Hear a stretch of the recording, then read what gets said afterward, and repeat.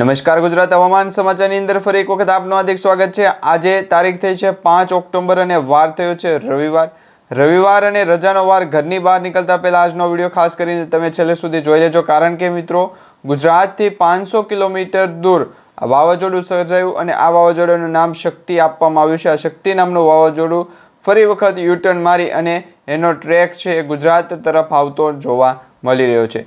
આ વાવાઝોડાનો ટ્રેક અત્યારે નક્કી થઈ ગયો છે। જો મિત્રો આ વાવાઝોડું અત્યારે જો સિસ્ટમનો યુટર્ન નહીં થાય તો આ વાવાઝોડું છે ઓમાન તરફ જશે, અને જો વાવાઝોડાના યુટર્નને લઈને માહિતી મેળવીએ તો આ વાવાઝોડું ગુજરાતના કચ્છ છે, દક્ષિણ ગુજરાત છે અને સૌરાષ્ટ્ર ઝોન છે, સાથે સાથે દ્વારકાના જિલ્લાઓની અંદર છે ભૂકા બોલાવશે। એટલે ઓખા બંદર, દ્વારકા બંદર અને વેરાવળ બંદર, આ 3 બંદરોની અંદર છે વાવાઝોડાની અસર જોવા મળશે।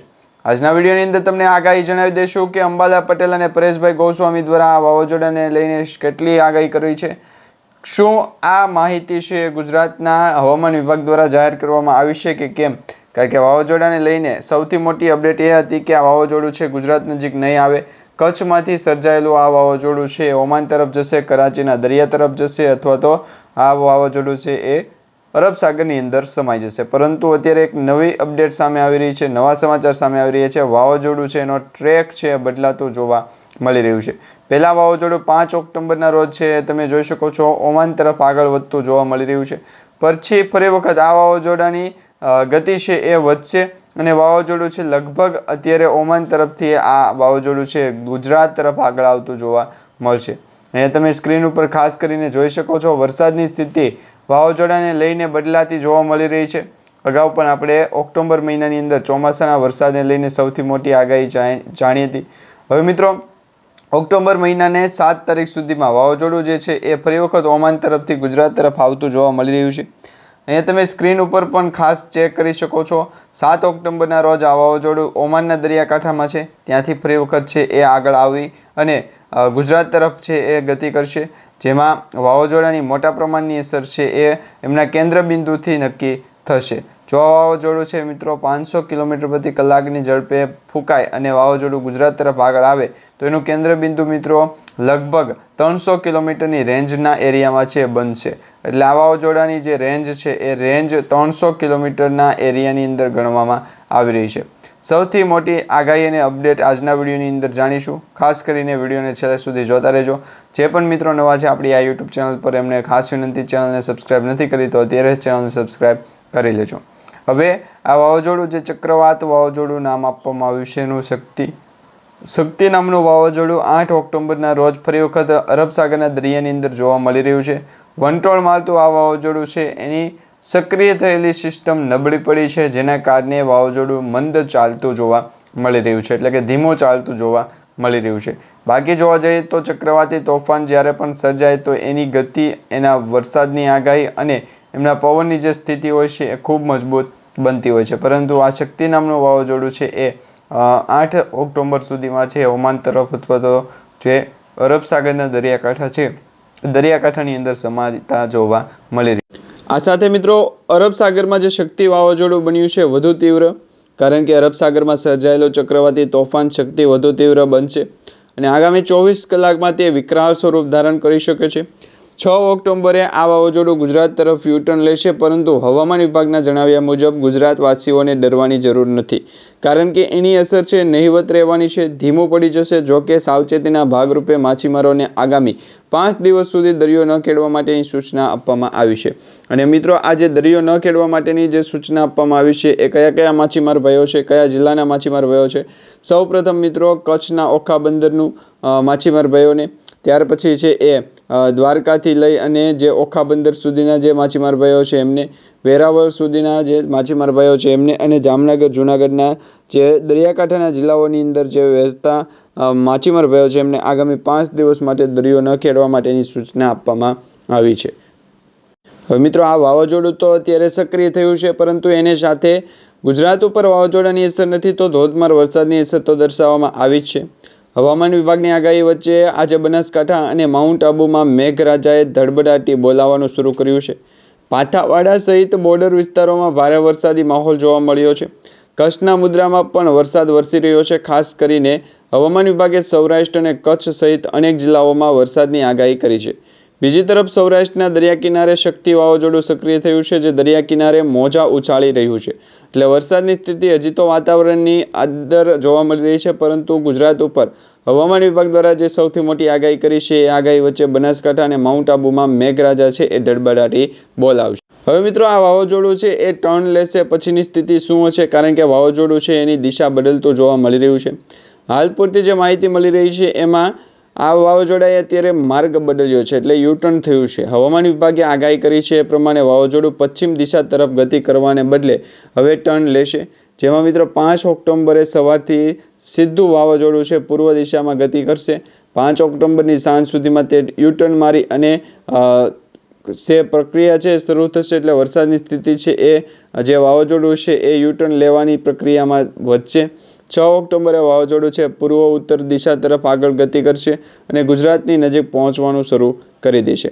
ત્યાર પછી પોરબંદરના માગરોળ બંદરે શક્તિ વાવાઝોડાના કારણે સમુદ્રમાં ભારે કરંટ જોવા મળી રહ્યો છે. તેના પગલે વહીવટી તંત્ર દ્વારા બંદર પર 3 નંબરનું સિગ્નલ ચેતવણી સિગ્નલ મૂકવામાં આવ્યું છે.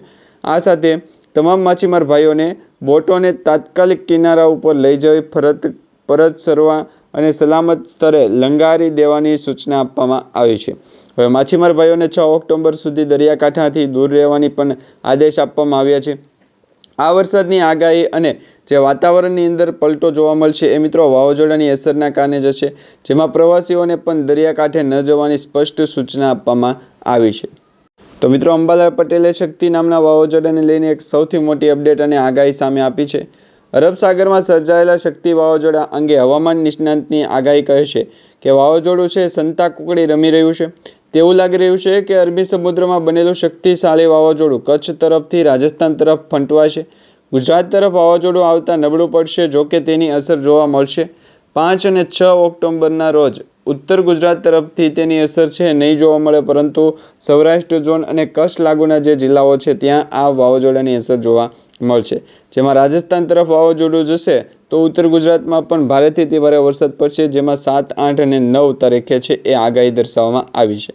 હવે જ્યારે ગુજરાતમાં ઉત્તર સૌરાષ્ટ્ર અને કચ્છમાં મધ્ય વરસાદની આગાહી કરવામાં આવી, એવામાં હવામાન નિષ્ણાંતે કહ્યું છે 9 તારીખ બાદ તડકો નીકળતા ખેડૂતોને રાહત મળશે. જોકે ઓક્ટોબર મહિનાથી ડિસેમ્બર વચ્ચે વરસાદી સિસ્ટમ રહેવાની પણ હવામાન વિભાગે અને હવામાન નિષ્ણાંતોએ છે એ શક્યતાઓ વ્યક્ત કરી છે. નવેમ્બર મહિનાની અંદર પણ દક્ષિણ ભારતમાંથી વરસાદ આવશે. શક્તિ વાવાઝોડાના કારણે જામનગર, દ્વારકા અને ઉત્તર સૌરાષ્ટ્ર તરફ અને મહારાષ્ટ્રમાં વરસાદની આગાહી વધશે. હાલ મિત્રો વાવાઝોડાની અસરથી ઉત્તર સૌરાષ્ટ્ર અને વાદળ તરફ વાદળભર્યું વાતાવરણ છે એ જોવા મળી રહ્યું છે. દ્વારકાથી સિસ્ટમ અને વાવાઝોડાની અસરના કારણે વાદળછાયું વાતાવરણ છે આગામી 2 થી 3 દિવસ માટે જોવા મળશે. અહીંયા મિત્રો તમે સ્ક્રીન ઉપર જોઈ શકો છો વાવાઝોડાનો ટ્રફ. તો આ વાવાઝોડું છે મધ્ય ભારત તરફથી આગળ આવીને ગુજરાત તરફ ગયું હતું. ગુજરાતમાંથી જે સૌરાષ્ટ્ર ઝોનની અંદર ગામડાઓના વિસ્તારો છે, જે ભાવનગરથી લઈ અને અમરેલી તેમજ ભાવનગરથી જામનગર સુધી તેમજ ભાવનગરથી દ્વારકા સુધી, આમ કુલ મળીને ભાવનગરથી આ સ્થિતિ છે ઉત્પન્ન થઈ હતી. એટલે કે દરિયાકાંઠાની અંદર જવાને બદલે આ સિસ્ટમ છે એ તરત ને તરત જમીન પર આગળ વધી કચ્છ તરફ અને ઉત્તર પશ્ચિમી ભારત તરફ છે એ ગુજરાતના ભાગ તરફ જોવા મળી રહ્યું હતું. વરસાદની સ્થિતિ આગળ વધી એટલે ગુજરાત ઉપર વરસાદની સ્થિતિ છે એ નબળી પડતી જોવા મળી હતી.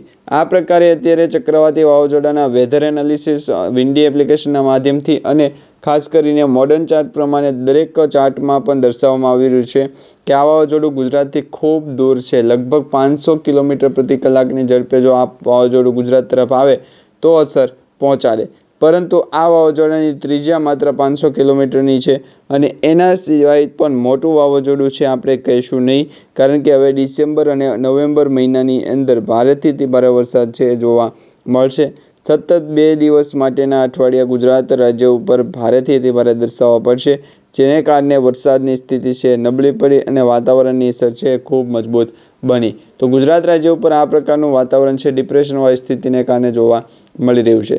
હવે મિત્રો અત્યારેની અપડેટ મુજબ જોવા જઈએ તો વાવાઝોડું જે છે દેવભૂમિ દ્વારકાથી અરબી સમુદ્રમાં 500 કિલોમીટર દૂર છે. અત્યારે સિવિયર સાયક્લોનિક સ્ટ્રોંગ ગંભીર વાવાઝોડું કહેવામાં આવ્યું છે. આ વાવાઝોડાનું નામ પણ અત્યારે ગંભીર નામ આપવામાં આવ્યું છે. અત્યારે સિવિયર સાયક્લોનિક સર્ક્યુલેશનની જે સિસ્ટમ ઉત્પન્ન થાય એમાં જે વાવાઝોડાની અસર હોય એ જ વાવાઝોડાની અસર ગુજરાતમાં અગાઉ પણ જાણકારી સ્વરૂપે આપવામાં આવી છે. 6 તારીખે આ વાવાઝોડું છે ટર્ન લઈ અને ગુજરાત બાજુ આવશે. 7 તારીખે સાંજે અથવા 8 તારીખે સવારે લો પ્રેશર સ્વરૂપે નબળું પડી જશે અને ગુજરાત નજીક આવવાની શક્યતા ખૂબ વધારે દર્શાવવામાં આવી છે, જેની અસર હેઠળ ગુજરાતમાં 8 અને 9 તારીખના રોજ ભારેથી અતિભારે વરસાદ પણ જોવા મળશે. તો મિત્રો, આ આગાહીની માહિતી તમને સારી લાગે તો વિડીયોને લાઇક આપી ચેનલને સબસ્ક્રાઈબ કરી દેજો.